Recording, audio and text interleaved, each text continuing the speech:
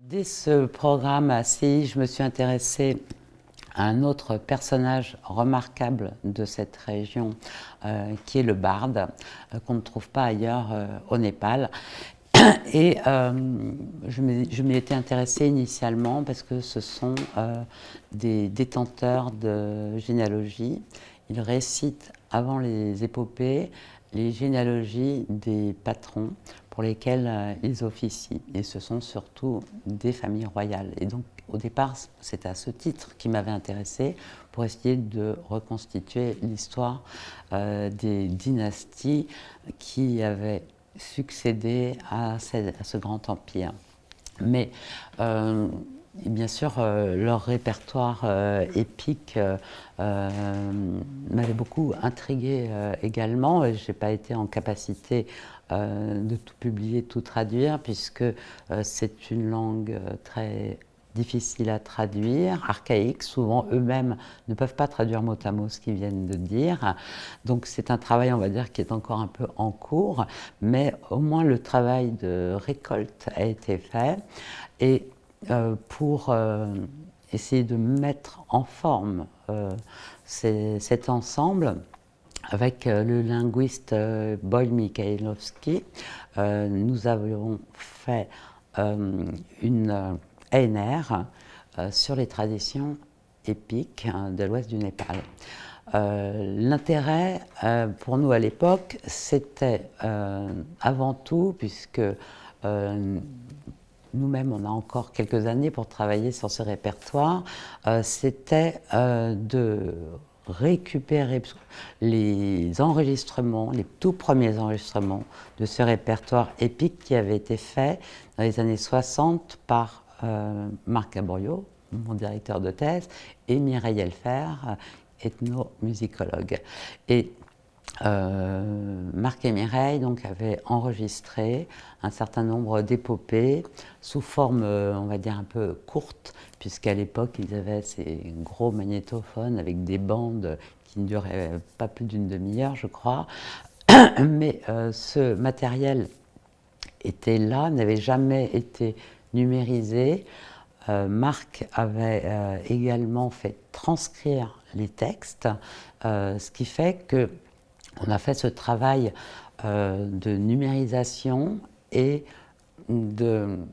on va dire ça c'est Boyle Mikhaïlovski qui a fait, en coordonnant en fait le texte de l'épopée en langue vernaculaire, mais aussi en népali standard, et puis on l'a traduit en français et en anglais. Ce qui fait que sur ce site, beaucoup de gens peuvent profiter, mais bon, il n'y a pas d'image, c'était uniquement enregistré. Donc voilà, ce travail nous a occupés et parallèlement, nous avons numérisé un certain nombre de textes épiques que moi-même j'ai filmé intégralement 11 épopées qui pour l'instant n'ont pas pu être, elles sont transcrites, mais le travail de traduction n'est pas achevé. Donc ça prendra encore quelques temps. Toutefois, en travaillant sur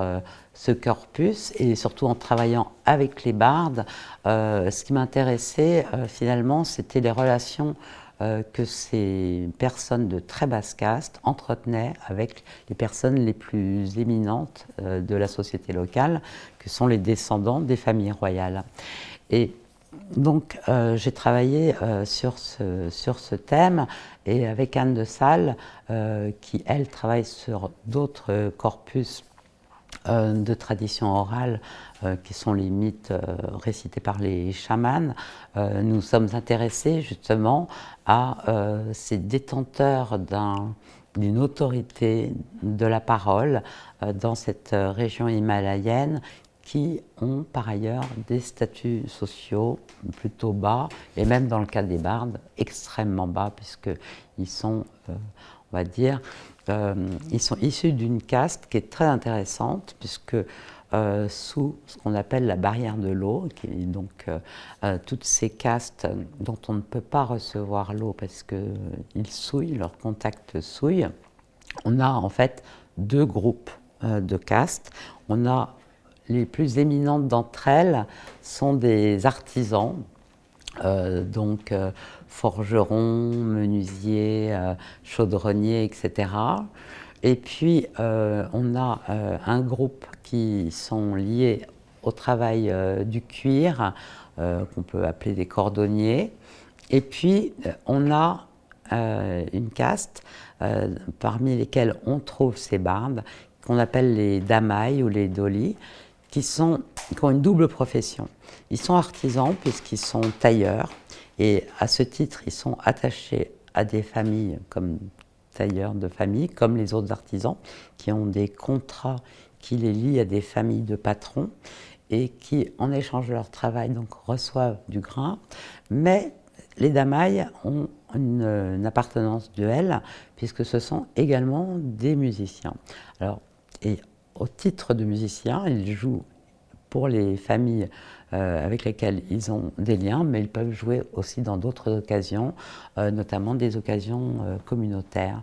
Et à ce titre, ils vont se rattacher en partie aux castes les plus bas situées dans la hiérarchie, qui sont toutes des castes d'artistes et de musiciens, qui, eux, comme les badis ou les Gandharvas, sont souvent semi-itinérants,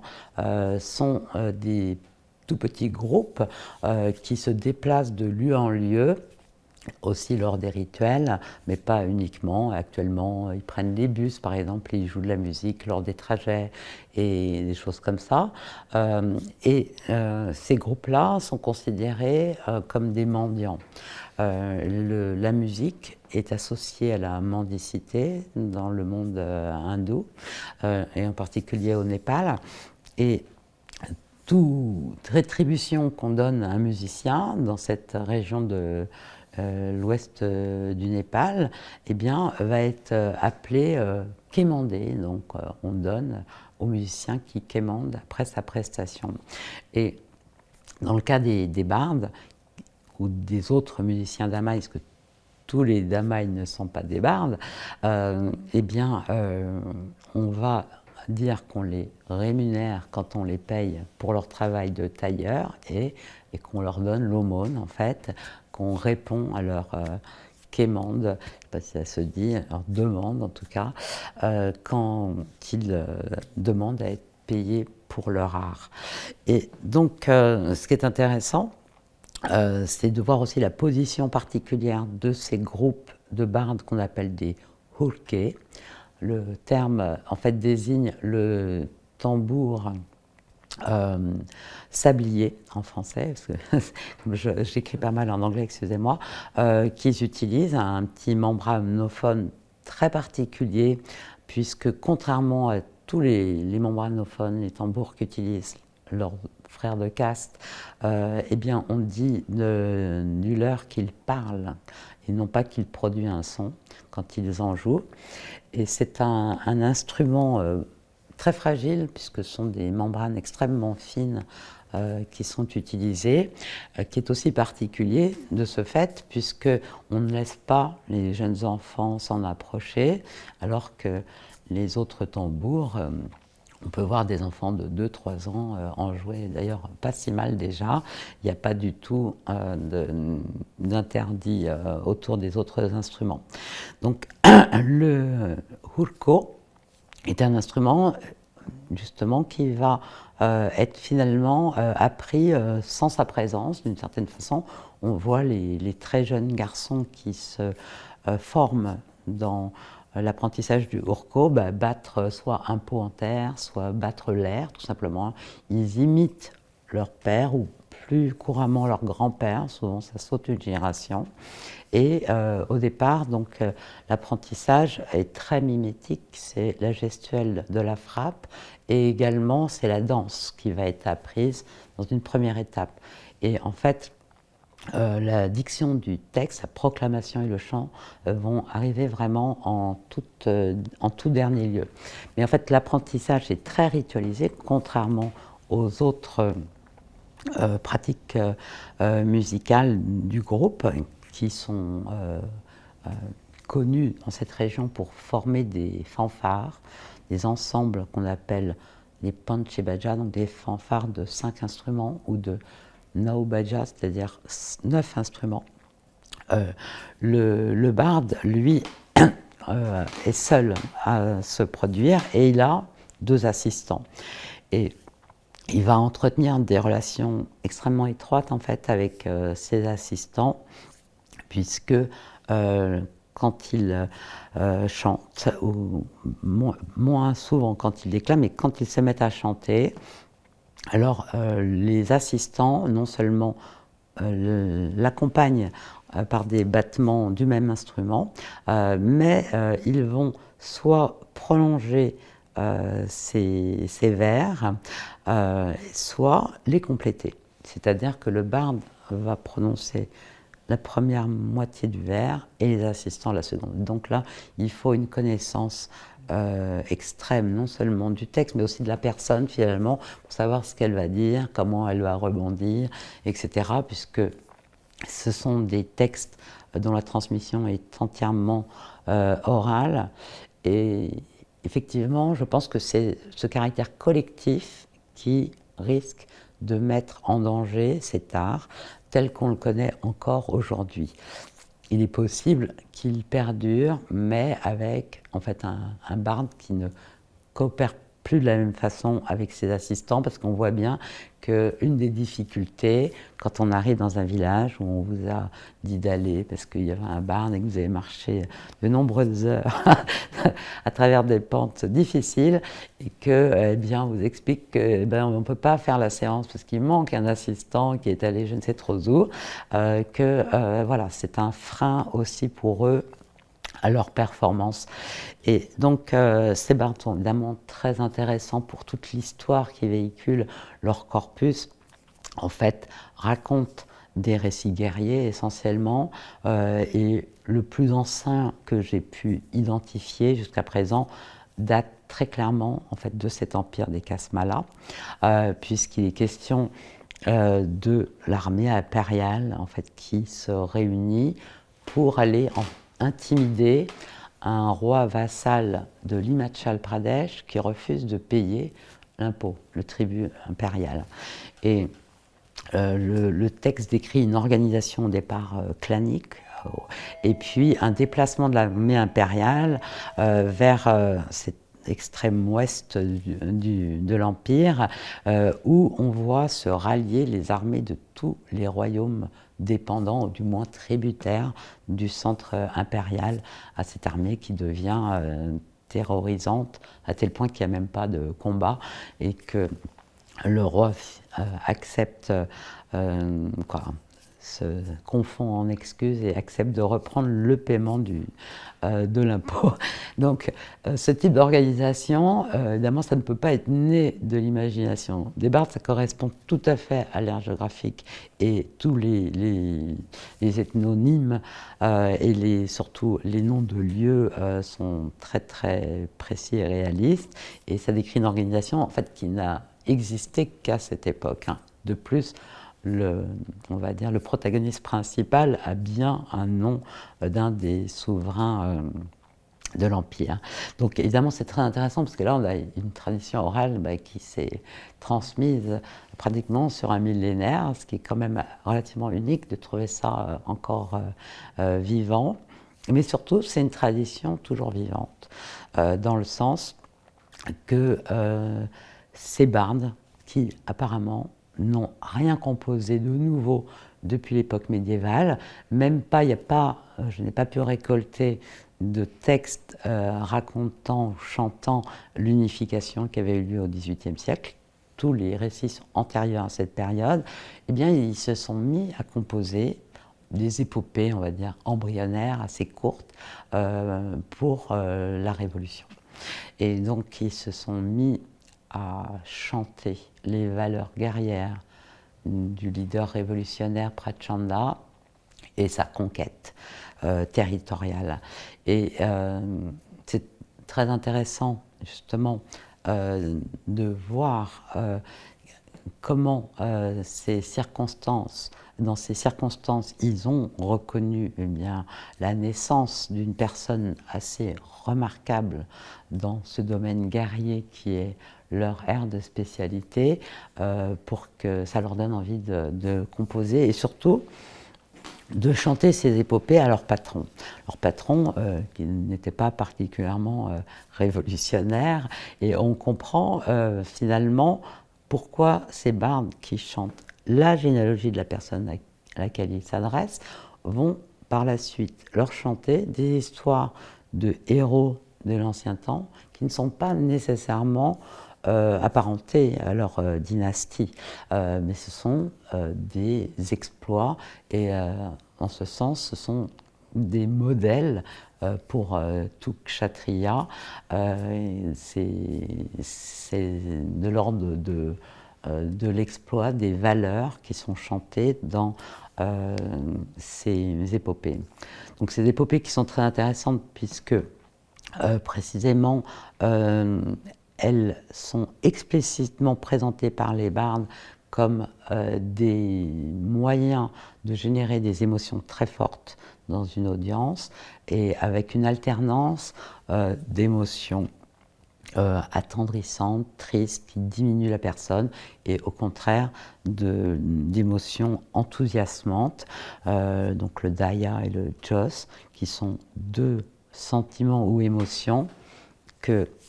le barde doit susciter par la récitation de son texte, avec des associations intéressantes, par exemple l'enthousiasme du combat et même de la mise à mort des enfants, des femmes enceintes, etc. Donc des associations qui vont à l'encontre de nos propres appréciations morales de ce type d'action, qui m'ont conduit aussi après, qui ont alimenté ma réflexion sur la violence et le sacrifice. Donc, en travaillant avec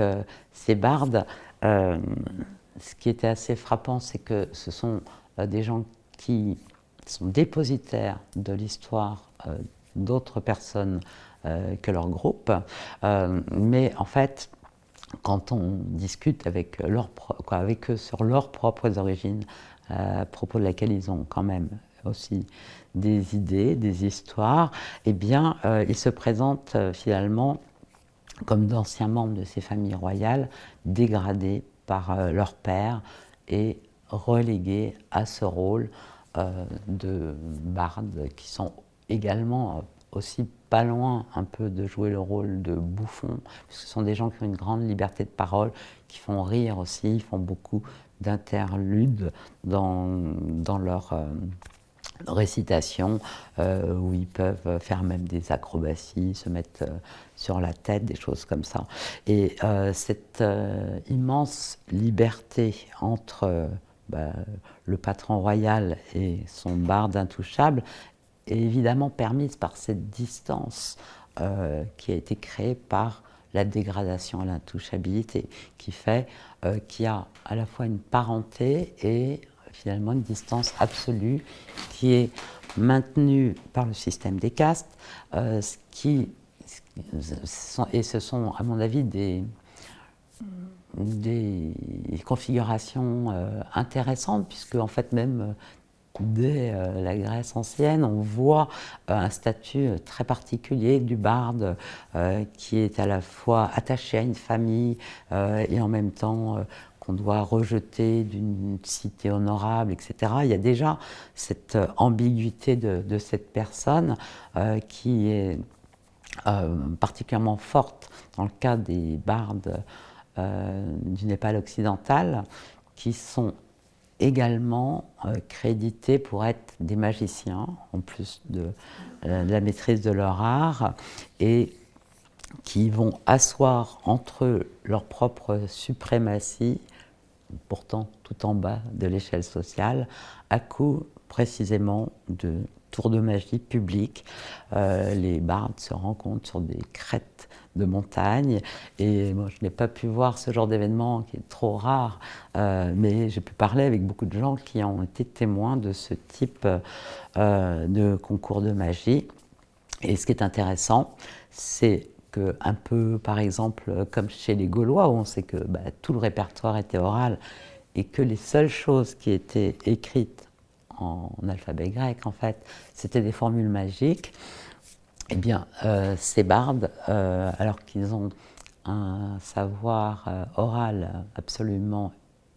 inimaginable, hein, parce que j'ai pu travailler avec l'un d'eux, par exemple, assez âgé, qui prétendait, j'ai pas pu enregistrer l'ensemble de son corpus, mais il disait qu'il en connaissait 22, ce qui est quand même beaucoup, et j'ai pu en filmer au moins 4 avec lui. Eh bien, ces bardes savent lire et écrire, et ils possèdent des livres qui sont secrets, en fait, qui sont des livres de magie, et qui sont écrits, en fait, dans une écriture cryptée,